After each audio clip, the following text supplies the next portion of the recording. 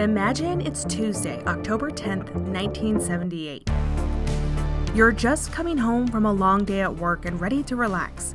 But this isn't any other Tuesday. This is the first day of the 75th World Series, the Dodgers versus the Yankees, and you don't want to miss it. You walk through the door and your two faithful dogs are waiting to greet you. You set your things down, take your glasses off, and rub your eyes. And as you put your keys in their rightful spot so you don't forget them tomorrow, you let the dogs outside. And then you see it. The mail. You didn't check the mail. While the dogs wander, you quickly run out to grab it. With your glasses still inside, you can somewhat make out that the mailbox is full, with envelopes awkwardly sticking out, and you realize they're sticking out because inside is an odd-shaped package. You'll open it later. Right now, you need to get back to the World Series. The stands are full, the marching band is on the field, and the game will begin any second. You reach your hand inside and grab the mail, only to feel something move. And right as you look down at what you've just grabbed, a snake with its mouth open lunges and sinks its fangs into your wrist. You scream and let go, and as your entire arm is tingling with pain, you watch a 4-foot snake fall to the ground and slither inside your entryway. You instantly recognize the V shape of the snake's head and realize this isn't any snake. This is a rattlesnake whose rattler has been removed so you wouldn't be alerted to its presence. But now you are, and so are your dogs who heard you scream. They're now running over to make sure you're all right, where the only thing between you and your front door is a giant rattlesnake. But the dogs don't know the snake is there, and the snake is pissed. It doesn't know why it's there either. And as the snake recoils to defend itself once again, you think, I have to save the dogs. You lurch and try to distract the snake away from your dogs, with it just missing you as its fangs clamp down in an attempt to bite you once more.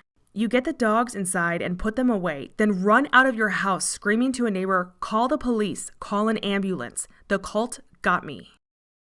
The bitten man wasn't an ex-cult member who had fled in fear for his life, although there were many of those, some who never even escaped with their life. No, this man was something the cult believed was far worse.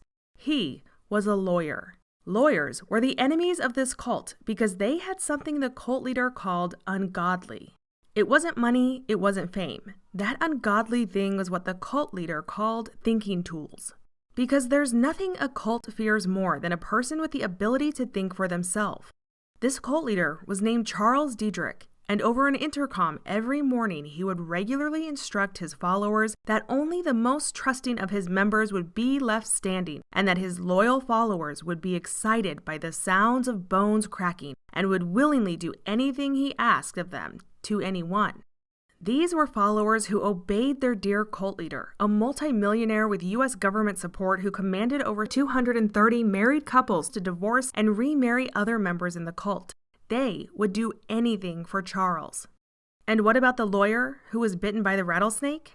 His name is Paul Morantz, and he would survive that rattlesnake bite only to become this cult's worst nightmare, and they his.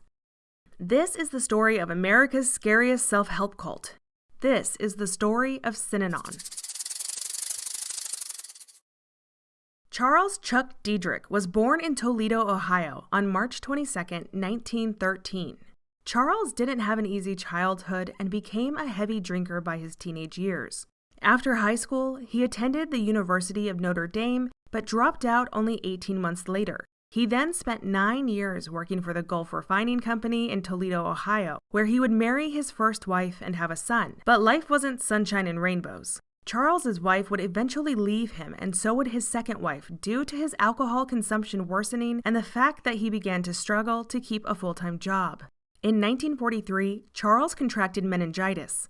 His condition rapidly worsened, and he was placed in critical care where the medical team administered a newly available drug known as penicillin.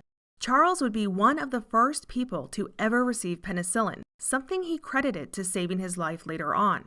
Although he recovered from his bout with meningitis, it would leave him with limitations to his left side, a deaf ear, and a half-closed eye. The event left him rattled and ready for a change, and that change would certainly come. By this point in his life, now twice divorced, drinking had taken over Charles's life. He would later say that a stranger found him on a kitchen floor and shamed him for his weight, saying, quote, "Fatso, if you don't go to AA, you will die." This struck a chord in Charles, and on May 14th of 1956, he went to his first AA meeting. Charles threw himself into AA and went every day. He learned to hone his speaking skills during AA group sessions. Charles would later say during a deposition, quote, "I say it with all the humility I am capable of, and it is not very great. But when I sit down and start talking, people gather around me. It's inevitable. No matter where I do this, it just happens. I can't stop it." End quote. During a bout of paranoia, Charles locked himself in his room and read Ralph Waldo Emerson's Self-Reliance. The 1841 essay outlines the notion that individuals should avoid conformity and being a follower. He proposed that we must follow our own ideas and instincts. The concept fascinated Charles and inspired him to quit his job and focus his energy on helping other individuals struggling with alcohol dependency. Charles eventually moved to California, and in August of 1958, Charles gathered several other AA members and started meeting in a storefront next to his apartment in Venice. Venice is a neighborhood in the western region of Los Angeles, known for its beachfront boardwalk, colorful murals, and canals like in Venice, Italy, for which it was named after. Charles rented the space using the $35 he got from his monthly unemployment check. The group called themselves Tender Loving Care Group. They had no money for luxuries, even going so far as to use a garden hose for a shower, but the space became a safe haven that only had 2 rules: no violence and no mind-altering substances. Members would play what they referred to as the game, where they would say things, true or false, to other members to cause a desired effect. Members described it as using tough love and what they called attack therapy. People would yell and scream at each other and sometimes even hit one another. But we'll come back to that a little later in our story. After a while, people struggling with substance addiction started to join the group. The original members objected, but ultimately Charles decided to evict them and focus on individuals with substance dependencies.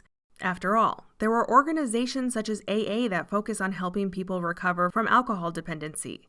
At one point, a member slurred the words seminar and symposium together to form the word Synanon.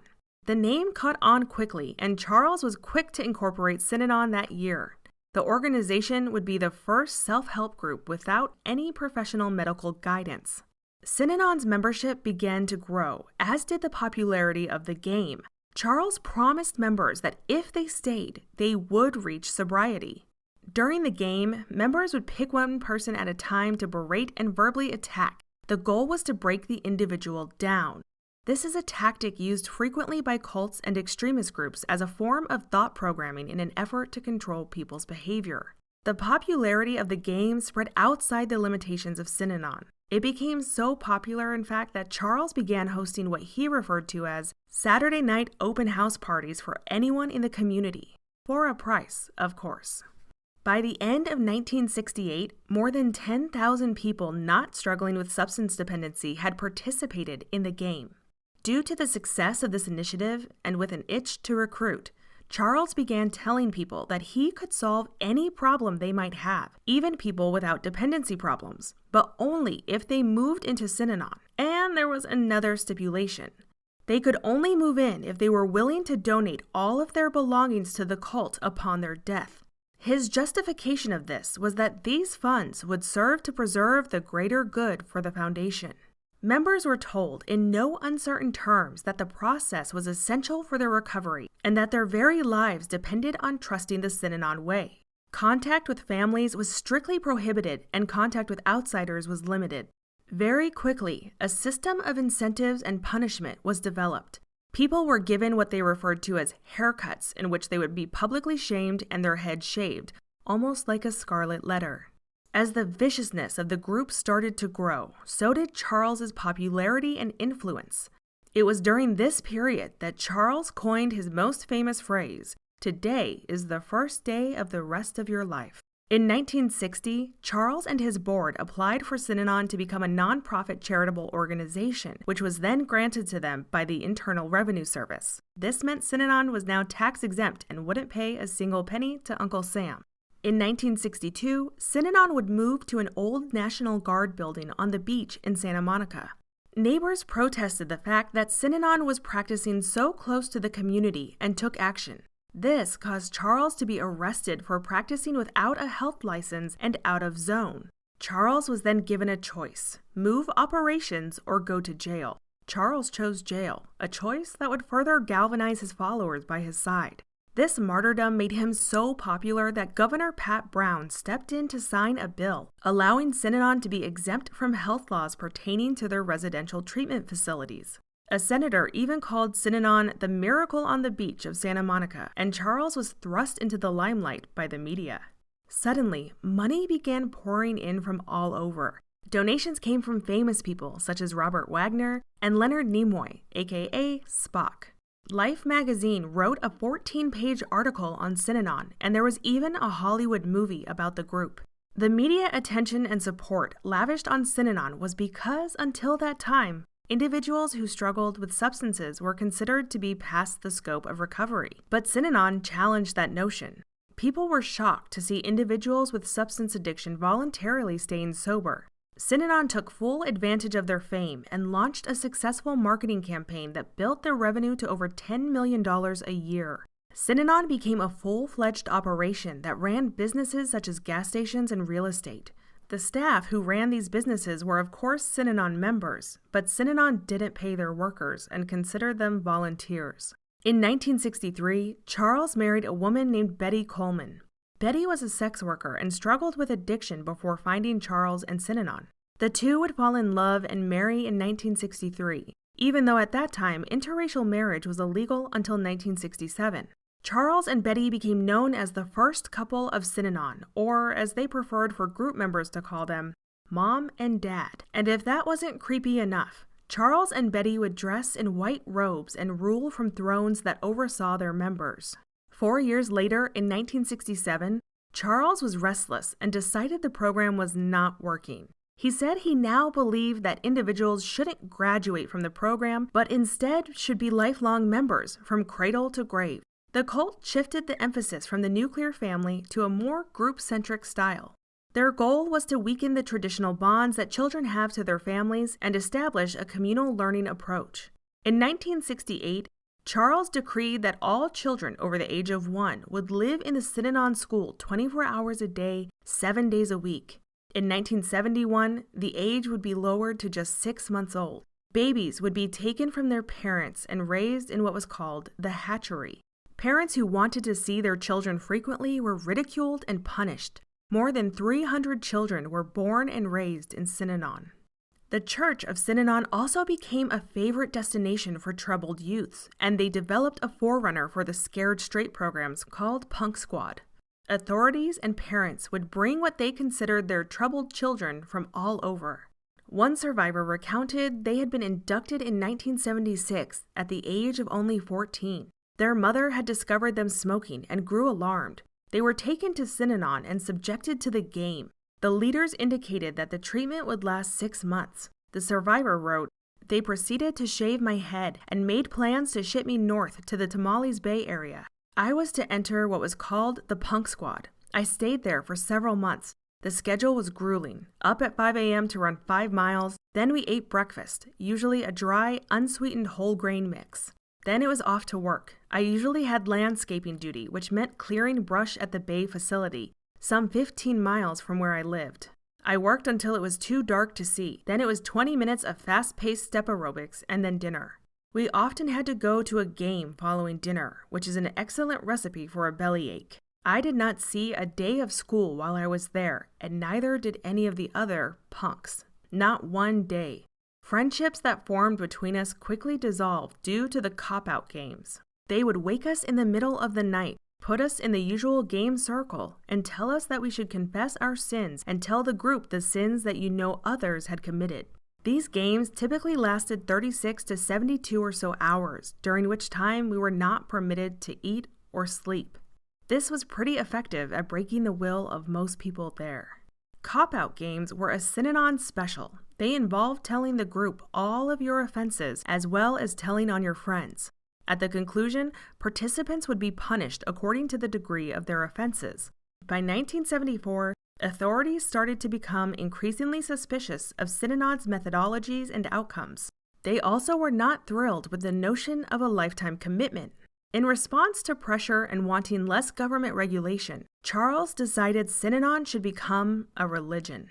And so it was. Synanon's Articles of Incorporation were amended by the IRS, and Synanon became a church in 1975. This elevated Charles and Betty's status to near divine. It was around this time that the cult would adopt overalls and shaved heads as their uniform. 1977 would be one of the most detrimental years for the cult. In April of that year, Betty would die of lung cancer, and Charles was destroyed. He very quickly interviewed Synanon women and married a volunteer to his wife, a woman named Ginny Shoren. He declared that to save others from the pain of divorce and death, all married couples would divorce every 3 years. Furthermore, he commanded over 230 married couples to divorce and marry other members of the cult. Later that year, he would force hundreds of women to undergo abortions and men vasectomies because Charles felt that children were taking valuable time and resources away from Synanon. By this point, Synanon had developed a paramilitary branch called the Imperial Marines. Members practiced their own hand-to-hand combat, known as Syndo, and amassed a massive arsenal of weapons. Charles justified these actions to Synanon members by claiming that he was concerned about raising crime rates in the area and said, quote, "If trouble should occur, we're prepared to handle it," end quote. What many didn't know was that Synanon was using the Imperial Marines to conduct campaigns of terror on people who they considered enemies of Synanon. They would viciously attack over 40 people, beating many severely, and members were instructed to take full responsibility for the events should they ever be caught. The significant event that would lead to Synanon's downfall came in 1977, when a woman by the name of Frances Wynn was walking on the beach of Santa Monica and ran into a few Synanon members. They convinced her to return with them to the facility. Once there, however, Frances was not allowed to leave. They wouldn't even release her into the custody of her husband. Court statements would later confirm Frances had been subjected to horrific things and brainwashing. Desperate to reach his wife, Frances's husband, Ed, reached out to lawyer Paul Morantz. At the time, Paul specialized in mental health care facility lawsuits. Together, they took the cult to court and ultimately won $300,000 in a lawsuit. And this is how the cult of Synanon became focused on Paul Morantz. 1 year later, in 1978, as Paul stood in his yard and held his arm that had just been attacked by a rattlesnake, he shouted to his neighbors, "It's Synanon! Synanon got me!" Paul ran into his neighbor's house, breaking the door off the hinges with his shoulder, and begged to put his hand in ice. His neighbor was already dialing 911, and as other neighbors heard the commotion and came to Paul's aid, Paul told them to call a journalist he had been working with at the LA Times who dared to also speak out against Synanon. "Warn her," Paul said. "She could be next." After all, the cult had listed both of them as co-conspirators. When first responders arrived, all Paul could say was Synanon over and over again. He knew the cult was to blame, that Charles was to blame. As an ambulance whisked Paul away to the hospital, a fireman entered his home through a side door, tiptoeing to find the rattlesnake, where he found it still in the entryway. Unfortunately, the fireman thought this was a child's prank gone horribly wrong, and not thinking of the snake as evidence, he flushed the head of it down the toilet. Now there were 2 victims, Paul and the snake itself. As he lay in the hospital with a swollen arm, Paul blamed himself. He wondered how he could have been so careless. He had been receiving threatening phone calls in the middle of the night for some time, only for them to suddenly stop a couple weeks before the attack. Fortunately, a neighbor saw the green Plymouth that delivered the deadly package. The car was traced back to Synanon. Word of the attack rapidly spread throughout the country. Paul Morantz gave a press conference from his hospital bed only a few days after the attack. Eerily enough, only 3 weeks later, 2 of the journalists at Paul's press conference would later die in Jonestown at the hands of cult leader Jim Jones. Synanon had threatened the media for years, but the media was no longer scared to speak up due to the overwhelming evidence. Walter Cronkite even called it bizarre, even by cult standards. After a thorough investigation, it was revealed that 2 members of Synanon's Imperial Marines had carried out the act. They were charged and sentenced to 1 year in prison. In later depositions, members would tell authorities that Synanon executives had approved the rattlesnake plot against Paul and originally wanted to hire a professional, but deemed it too cost-prohibitive.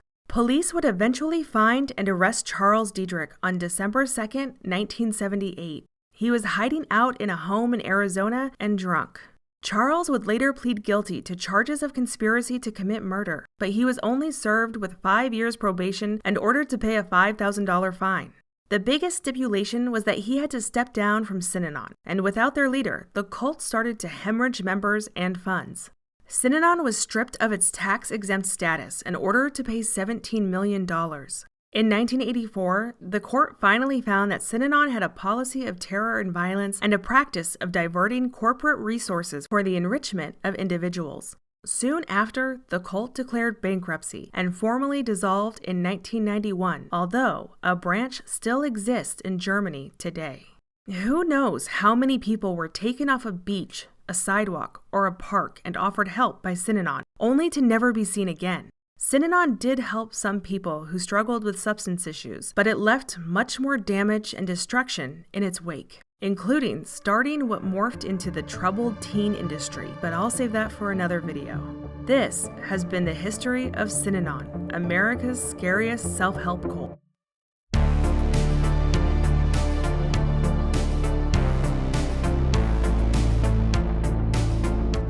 If you are a fan of learning about scams, cults, and cautionary tales, subscribe to the channel and turn on notifications so you'll be notified when a new documentary comes out.